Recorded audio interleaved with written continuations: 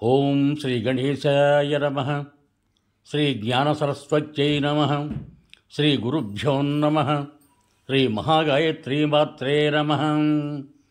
Shri మహాగాయత్రీమాత YouTube ఛానల్కు అందరికీ సాదర స్వాగతం. ఆహ్వానించువారు కాశీవజ్జల సుబ్రహ్మణ్య శర్మ, నిడదవోలు. కార్తీక పురాణము 7వ అధ్యాయము. శివకేశవ అర్చనా విధులు.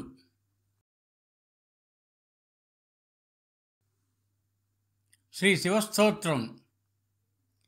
వందే శంభుముమాపతిం సురగురుం వందే జగత్కారణం వందే పన్నగభూషణం మృగధరం వందే పశూనాం పతిం వందే సూర్యశశాంకవక్నినయనం వందే ముకుందప్రియం వందే భక్తజనాశ్రయం చ వరదం వందే శివం శంకరం. నమః పార్వతీపతయే. హర హర మహాదేవ.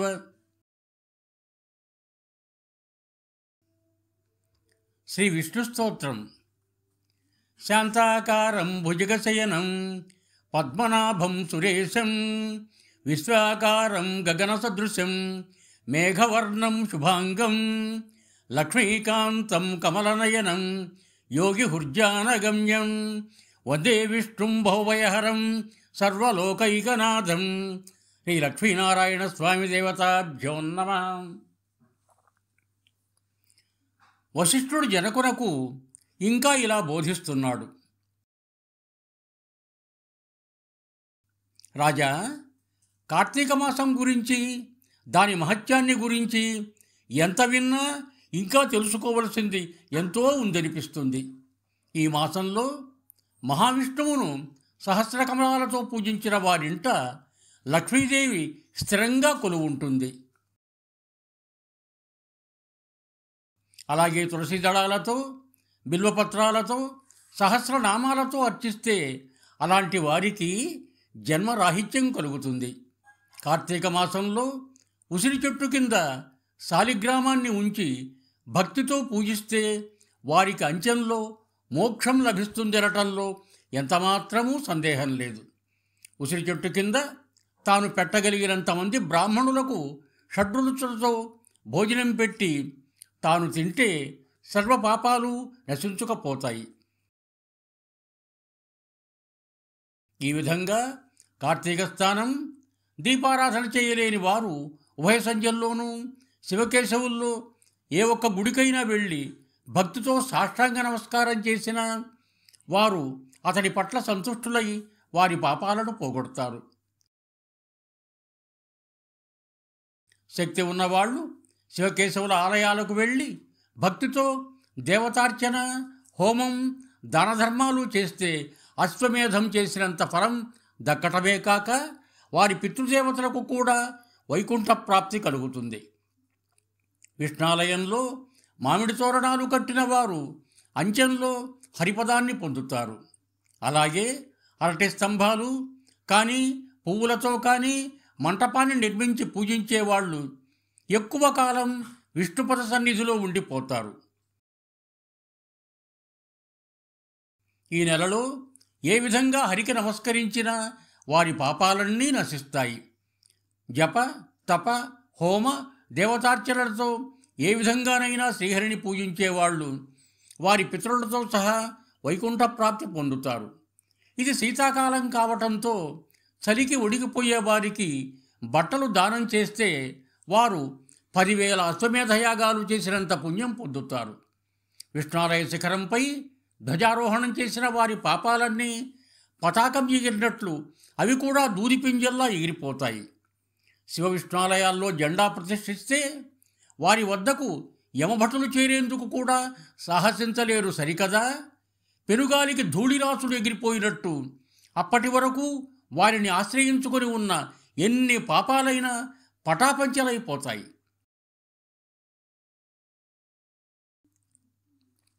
కార్తీక మాసం తులసికోట వద్ద ఆవుపేడతో అలికి వరిపిండితో శంఖు చక్ర ఆకారాలతో ముగ్గులు పెట్టి ఆ ముగ్గుపై నువ్వుల ధాన్యం పోసి, నువ్వుల నూనె పోసి ఒక ప్రమిదను ఉంచి ఆ ప్రమిదలో దీపం వెలిగిస్తే దీన్నే నందాదీపం అంటారు.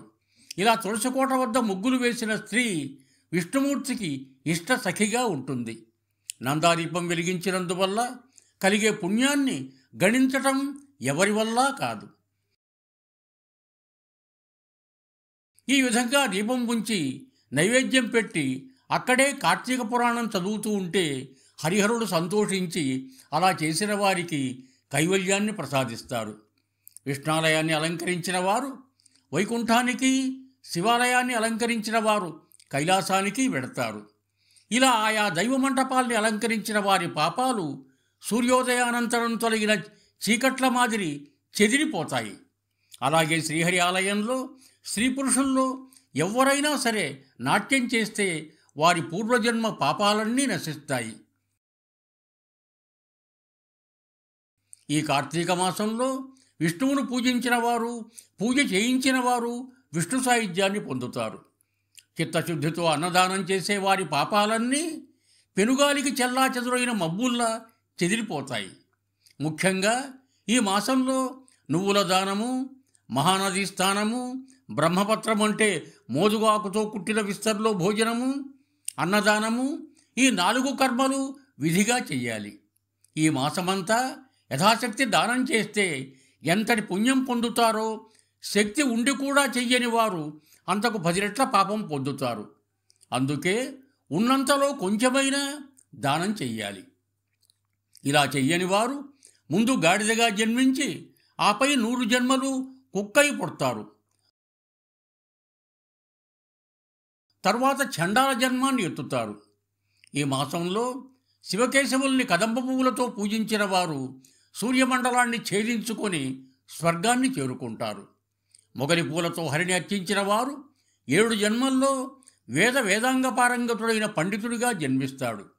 అవిసెపూల మాలను శ్రీహరికి అలంకరించి పూజించిన వారు స్వర్గానికి అధిపతి అవుతాడు. కార్తీక ఆదివారం నాడు నదీ స్నానం చేస్తే మాసమంతా స్నానం చేసిన పుణ్యాన్ని పొందుతారు. శుద్ధ పాడ్యమి, పూర్ణిమ, అమావాస్య తిథుల్లో నదుల్లో చెంబుతో ముంచుకొని స్నానం చేస్తే ఎంతటి అశక్తులైనా మాసమంతా స్నానం చేసిన పుణ్యం లభిస్తుంది. ఇది కూడా చేయలేని వారు క్రమం తప్పకుండా ఈ 4 రోజులు కార్తీక పురాణం వింటే చాలు, స్నానఫలం లభించి సర్వ పాపాలు నశిస్తాయి.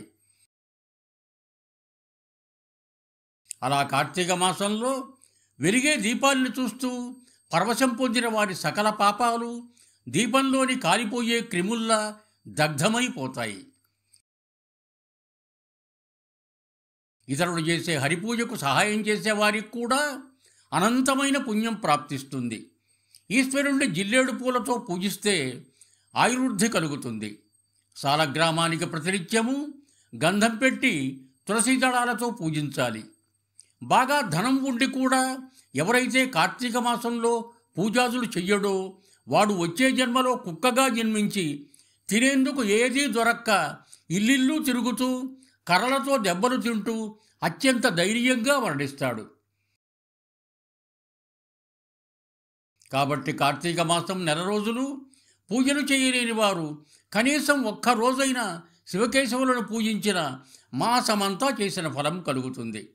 అది కాక చివరిగా రాజా, శివకేశవుల ఆలయాల్లో నామస్మరణ సంకీర్తనలు చేసేవారు కొన్నాళ్ళు స్వర్గ కైలాసంలో ఉండి ఆపై సత్యలోకంలో శాశ్వత శ్రీనివాసం ఉంటారు. అందుకే నీవు కూడా ఈ విధంగా ప్రవర్తించి ఉత్తమలోకాల్ని పొందమని జనక మహారాజుకు హితబోధ చేశాడు వశిష్ఠ మహర్షి. నమశివాభ్యాం నవయౌవనాభ్యాం పరస్పరాశ్లిష్ట వపుర్ధరాభ్యాం నగేంద్రకన్యా వృషకేతనాభ్యాం నమో నమః శంకర పార్వతీభ్యాం. ఇది స్కాంధ పురాణాంతర్గత వశిష్ఠ ప్రోక్త కార్తీక మహత్యమందలి 7వ సమాప్తః. ఇవం భూయాత్ సర్వే జనా సుఖినో భవంతు. ధన్యవాదములు. మీకు నా ఈ వీడియో నచ్చినట్టయితే దయచేసి ఒక లైక్ కొట్టి మీ బంధుమిత్రులకు కూడా నా ఈ వీడియోను షేర్ చేయగలరు. అదేవిధంగా నా ఛానల్ శ్రీ మహాగాయత్రీ మాత యూట్యూబ్ ఛానల్ను సబ్స్క్రైబ్ చేయ ప్రార్థన. మరొక్క మారు ధన్యవాదములతో భవదీయుడు కాశీవజ్ర సుబ్రహ్మణ్య శర్మ, నిడదవోలు, తూర్పుగోదావరి జిల్లా.